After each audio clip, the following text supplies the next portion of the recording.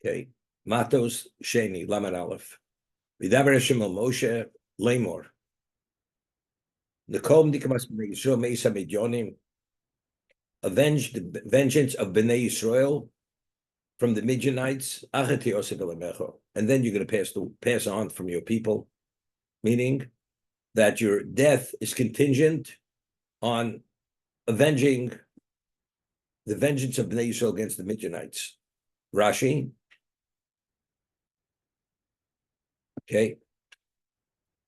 Discussed Rashi. V'daber Moshe lo'om leimor, helchotzu mi'itchem anoshim latzova. Conscript from yourselves men for war. V'yu al Midian, and they should go against Midian. Loses Yiklas Hashem b'Midian, to avenge the vengeance of Hashem in Midian. When Hashem said to Moshe Rabbeinu, you should avenge the vengeance of the Jewish people. When Moshe spoke to the people, he says, constrict from yourselves people for war. So the vengeance of Hashem should be against Midian. Vayidaber Moshe, Aval pi sheshama shemisoso tluyo b'davar, although he had heard that his death is dependent upon this, also b'simcha v'lo icher. He did it with joy, and he did not delay.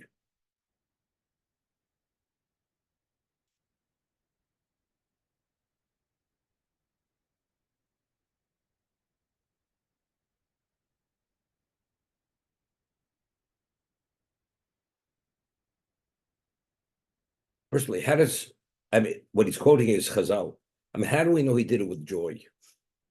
We should say, although he knew that his death was contingent on this, nevertheless, he did not hold back. He did it. What do I mean? He did it with simcha. Nisha Sham, right? Also b'simcha, v'lo icher. He did it with joy.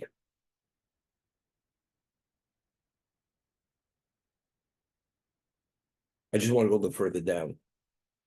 Anoshim atzadikim, v'chein b'chardon anoshim, nichmas Hashem. What did Moshe say to them? God's vengeance against them. She'omed keneged Yisrael kilu omed keneged Kodesh Baruch Hu. Because the one who stands up against Klal Yisrael, it's the equivalent of what? Going against Hashem. What does that mean? Hashem says you should avenge the vengeance of Bnei Yisrael. But Moshe, when he speaks to them directly, he says, no, you're avenging God's vengeance. If you look in the Midrash tells us, HaKadosh Baruch Hu says to Moshe, if I told you to avenge the vengeance of Yisrael, what did you tell them? The vengeance of God? Hashem asked Moshe Rabbeinu this question. So he said to them, ever since Sinai, it's only because we're your people, that's the reason why they want to destroy us. If we would not be your people, they would not want to destroy us. We'd be like any other nation. Although, in terms of their minds, they don't understand that is really the reason, but factually, that is the bottom line. That because we represent you, that's the reason why they want to destroy us. So therefore, that's why I explained to them, it's Nikbas Hashem, it's not a personal gripe against us, but rather it's all because we represent what he is, that's why they want to destroy us. Okay? That's the Midrash.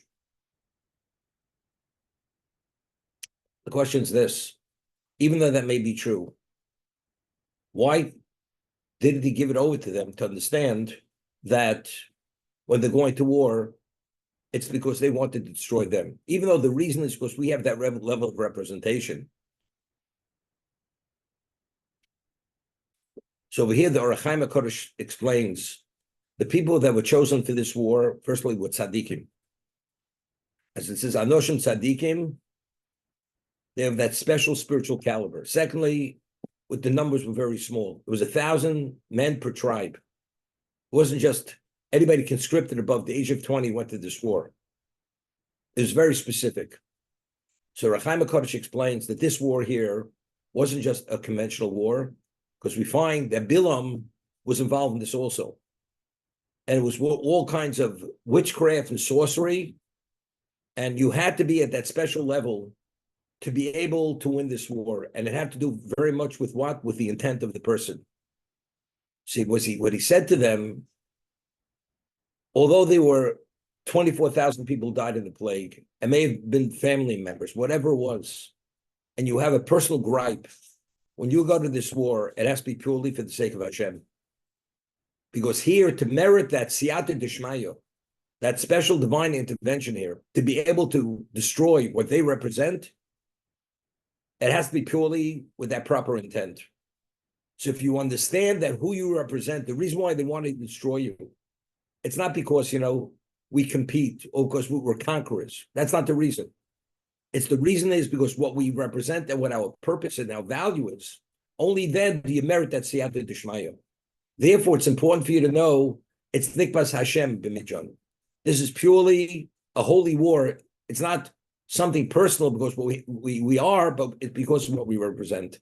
And that's why it was tzaddikim, and therefore it was the numbers were very few numbers. Because this war over here is not a conventional war. Conventional, you have to go b'derech hateva. You want a natural level.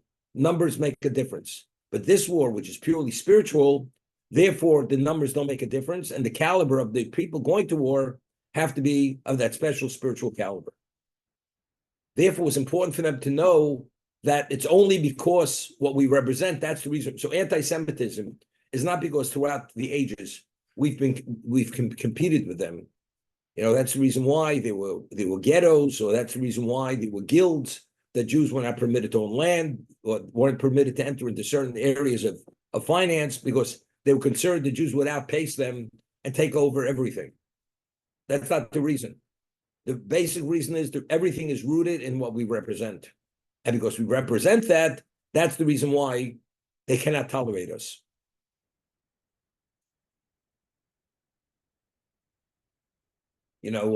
Throughout history, this is the famous we've quoted in the past, Rav Yaakov Emden writes in the introduction to a siddur that although we no longer live in the era of revealed miracles, but there's one revealed miracle which continuously exists till the end of time. What is that revealed miracle? The existence of the Jewish people. No people have undergone what we've undergone in terms of the world wanting to destroy us. And despite the fact is, all those civilizations that wanted to destroy us went into the dustbins of history. And we're here, we have some setbacks, but after a short period of time, we have a resiliency and we come back, continuously come back. It's unheard of. It never existed by any other people. And this is something they can't tolerate. The world cannot tolerate this. I mentioned once, there's a Midrash, the Midrash to Yalkut, the Midrash tells us that, quotes a posuk, that the Jewish people are called Even Yisrael. Even means a stone, but it refers over there, the boulder of Israel. What is the boulder of Israel? The boulder of Israel, the Midrash tells us that in the medieval times, or in ancient times, that people they used to call them he-men, and like athletes, and they would have a contest that if you were able to lift a boulder, tremendous large boulder, above their heads, they would win a purse of gold. And throughout hundreds of years, this contest was going on to win the purse of gold, and every person who tackled the boulder, rather than being able to tackle the boulder, was crushed under the boulder.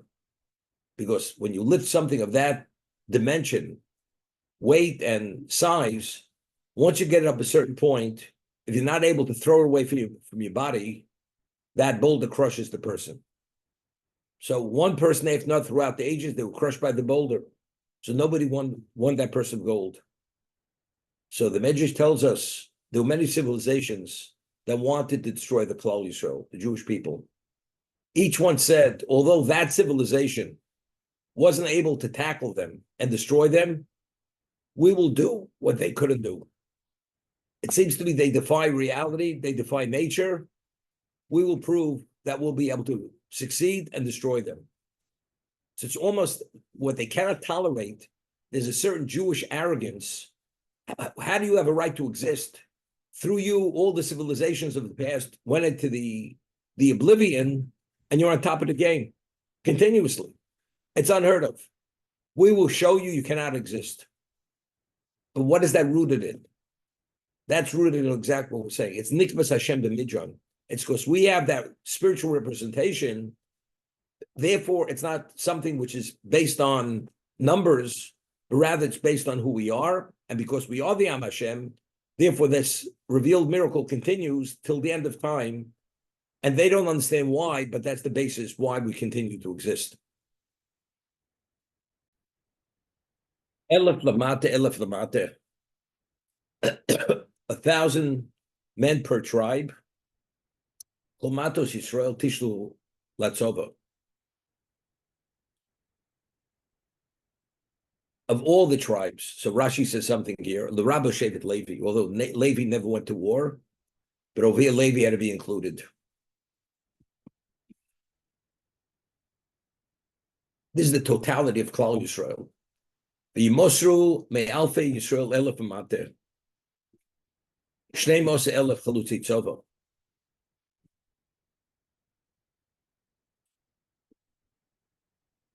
They were compelled. They were coerced. Rashi says, "Lo dia shvochon shivchon shoro Yisrael." Since they had to be forced to go to war, this reveals, makes known the praiseworthiness of the shepherds of Israel. Kamen chavivin al Yisrael, to what degree they're beloved to Klal Yisrael. Ad shelo shomim b'imsoso mo omer. Before they were aware of his demise, Od Matz Kuduni. Moshe Rabbeinu says they're about to stone us. That was the level of contentiousness between them and Moshe. When they had heard that the death of Moshe is dependent on this war, the vengeance against Midyan, lo rotzu leleches. They would not go until they were compelled, forced to go. They had no choice.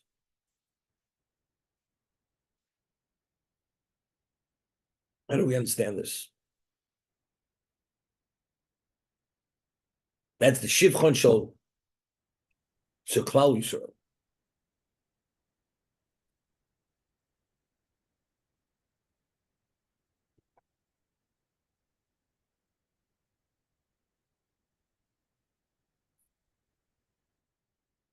You know, it's interesting. People sometimes, due to pressure, they behave irrationally. And they're upset. And because they're upset, they speak out of turn. And they act at a level which is unacceptable. When the Jews didn't have water in the 40th year, this is the new generation. And they came and they complained in a way which was considered disrespectful. And Moshe Rabbeinu reacted. He said, Shimon Hamorim, listen, you rebellious people. It's something which is unacceptable. Because they were desperate. They believed that there wasn't going to be water. And it wasn't soon enough, whatever happens. But now that they came to a point where they realized Moshe is not going to be there any longer, now they're dealing with reality. This is Moshe. Moshe is the basis for their existence.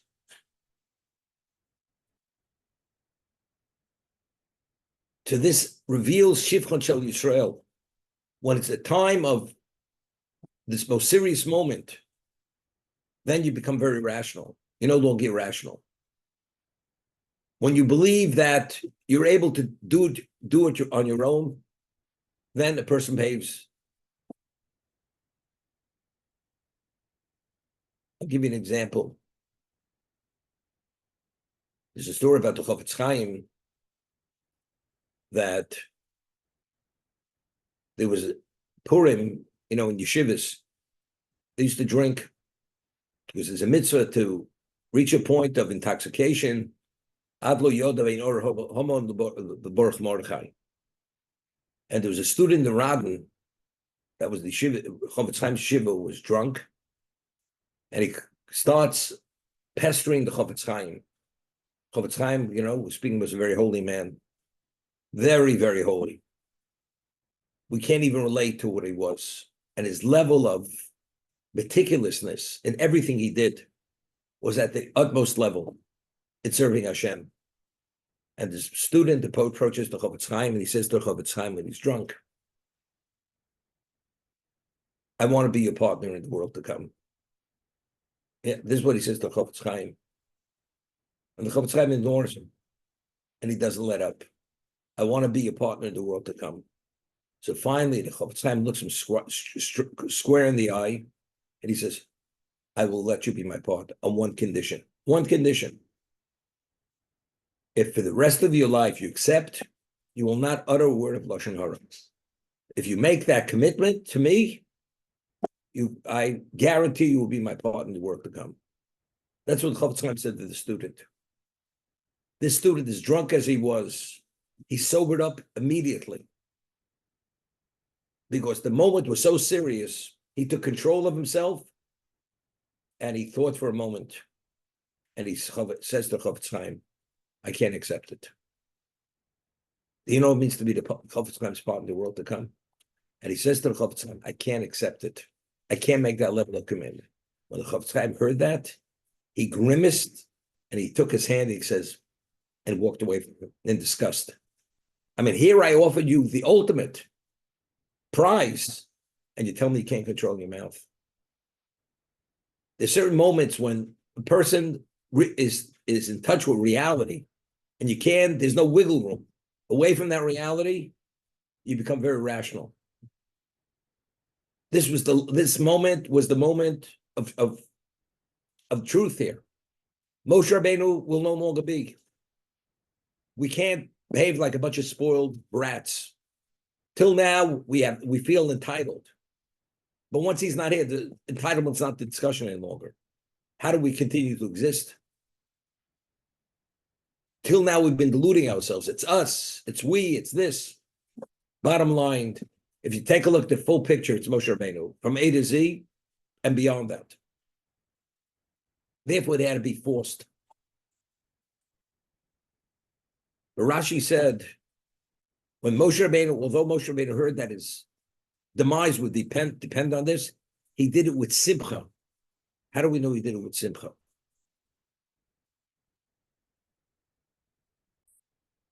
If not for Pinchas venging God's vengeance, Klal Yisrael would have been destroyed to that degree. But why? Because what they had done was so severe and so serious. It was a Chil Hashem, that God's name was desecrated to such a degree, it was intolerable, and because that, Klal Yisrael wouldn't have existed. Now, the existence of Klal Yisrael, what is that? That is the objective of creation. God created the world for that purpose. So God's glory and God's will is Klal Yisrael. They wanted to take God's glory. So when these people represent something which are the antithesis of God's glory, and you're a tzaddik, and you're able to avenge that, how do you do it? You do it with simcha.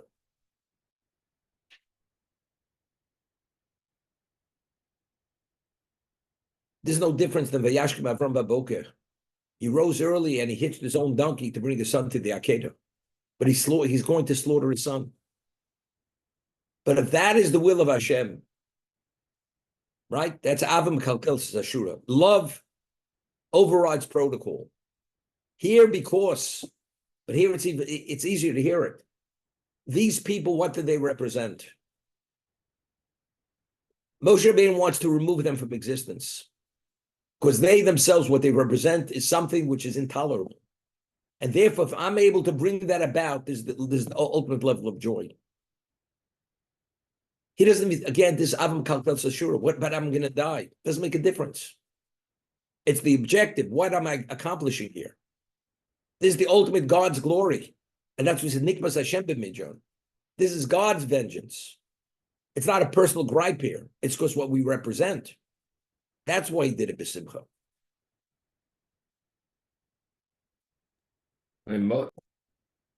Joe went to war against the Amalek, and he took Agag, who's the king of Amalek, captive.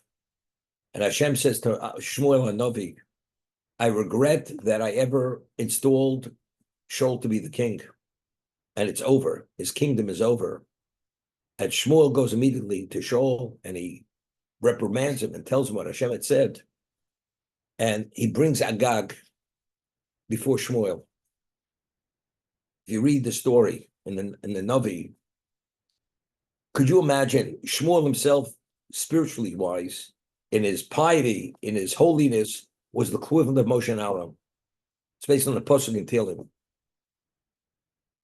Do you know what Agag was? Agag was a bloodthirsty, a man who didn't have a shred of mercy in himself, of goodness. And as Shmuel said, the way you killed, you tore fetuses out of mothers' stomachs, the way you murdered, the way you killed. And Shmuel's this little meek Jew. Could you imagine this arrogant, pompous person looking at Shmuel? Looks like a little nobody, Shmuel. And Shmuel picks up a sword and he cuts him into 4 pieces, horizontally and vertically, kills him on the spot with a level of vengeance you can't imagine. You have to take a look in the Malbim, the way he explains, the way Shmuel killed Agag. You wouldn't expect it. The man even has the strength to pick up the sword and to be able to literally decimate him. He decimated him, destroyed him. But before he destroys him, he explains why he's destroying him, because what he represents. And what he's doing right now, he's removing this evil from existence. It's the same idea. But over there, you don't feel the joy. You only feel the animosity and the hate for this man because of what he represents.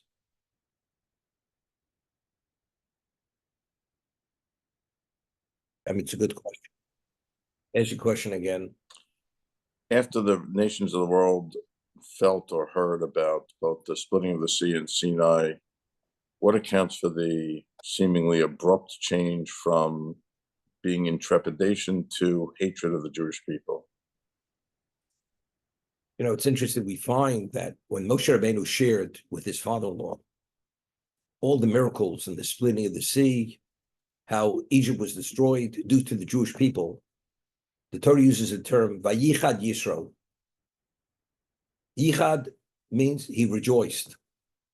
So the question is, it should say Vayismach Yisro. Word Simcha. What's Yichad? So Rashi cites the Chazal, Nase B'sor Chadodim or Chidudim. His flesh became prickled. What does that mean? That although he was rejoicing, but simultaneously he was pained. Why? Because since Yisro's background, it's Gemara Sanhedrin, he was a pagan initially, he's a Gentile, and he's a convert. Nevertheless, when a fellow Gentile is destroyed due to the Jewish people, simultaneously there's a pain. You're paying for it because there's certain kinship. The Gentile, although he's a convert, with the people who were destroyed because of the Jewish people, and therefore the Gemara says that for 10 generations, you should not say anything pejorative about non-Jews in the presence of a convert, because there's something there, a certain sensitivity of that kinship that he's pained by it. You should point that out. So therefore, you have to be sensitive to that. Therefore, even Yisro, who's the ultimate level of convert, even he felt that pain. Because since the nations were destroyed because of the Jewish people, you're paying for it. We find in the Yosh here, it says, they were Yirguzu Alufi Edom. They were angry. They had no choice. They were seething. When they saw the nation, Egypt going down and being destroyed because of the Jewish people, the Alufi Edom, the princes of Edom, the Yirguzu, they were enraged. But you know something? It's just too bad. They stood by and they couldn't say a word. God took over. And when Hashem takes over, as much as you're pained and you wish you could do something about it, you can't do anything about it. That's v'yirgazu, from the word rogus, his anger. When at the time of Sinai, the world was quaking. When a person believes that he's going to be the victim all you think about is yourself. Am I going to survive this? You don't think about the Jewish people. You don't think about anything. You think about yourself. But once Bilam told them, this has no relevance to you. God is giving his Torah to his people, and so on and so forth. After the fact, once you're in a safe location, what do you think about? You think about who are the Jewish people. Look at the havoc. Look at what they did to this world. Look, they're taking over. That's when the hate. When you start reflecting, once you're in a position that you feel you're safe, now you start actually, you touch in a way which it touches a raw nerve, because now you have time to think about the way you're affected, the way you're minimized. When it's questioned, do you exist or no, you don't exist, you don't think about minimization. You think about, are you going to exist? But now that you know you're going to exist, and your existence is guaranteed, where am I and where are they? Look what they've done. Now, that's the hate. And you believe, because of that, you're going to minimize them. You're going to blunt them, or even destroy them. I mean, Rabbi, Yishlach Osom, Moshe Elef Lamate Latzova, Osom ves Pinchos, Ben Alos HaKohen, Latzova. Them and Pinchos, the son of Elazar, the Kohen, to war. Uklei Kodesh, Chatzos Satru Biodo. The holy vessels and the trumpets of Trua are within his hands. Rashi, also his Pinchos, Magitroy Pinchos Shokul Keneged Kulam. It says Pinchos and them. It could have said Pinchos. What's Osam ves Pinchos? To tell us that Pinchos' value is the equivalent of all of them. These people represent Klal Yisrael, he's the equivalent of all of them.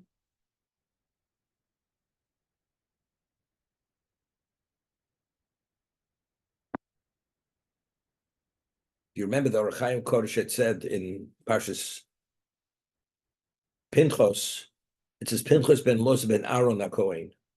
So the Ohr HaChaim Kodesh explains, what do we trace his lineage to Aaron? Because until Pinchos' act of zealotry, people had a claim against Aaron. You know, he was the one who collected the gold for the golden calf. So ultimately, there's a claim against Aaron. Pinchas' act of zealotry actually silenced that claim. Because if Aaron would have died, there wouldn't have been a Pinchas. And there wouldn't have been a Pinchas, there wouldn't be a Klal Yisrael. So that silenced any claim against Aaron. So I'm saying over here, Pinchas is Shokol connected Kulam. He's the equivalent of all the Klal Yisrael, because if not of his act of zealotry, there wouldn't be a Jewish people. So now that he's able to go to war and finish it off, as it says, and why did he send Pinchas, not Elazar? The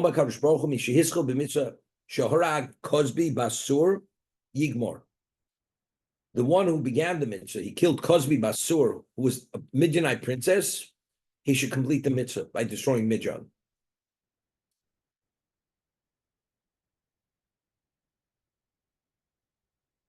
It's interesting. It doesn't say he began the mitzvah. He killed Zimri. He killed Cosbi Basur. What over there? What does Rashi say?